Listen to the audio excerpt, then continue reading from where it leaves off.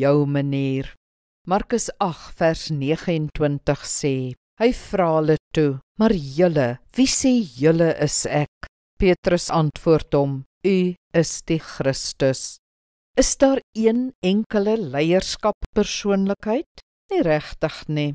Sommige is meer aangelê vir leierskap, maar alle tipes mense kan leiers wees en is leiers. Hulle leierskapstyle verskil egter, wat belangrik is, want leierskap in Hebreë vereis juis verskillende benaderings en style.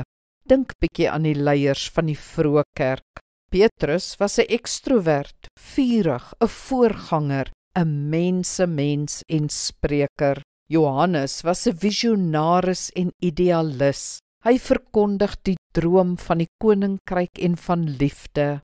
Jakobus was 'n praktiese leier. Hy beklemtoon die praktyk en soek sinvolle kompromieë. Paulus was geleerd en 'n denker, maar ook veelsuidig. Hy reis onophoudelik, reik uit, organiseer die kerk en rus hulle toe.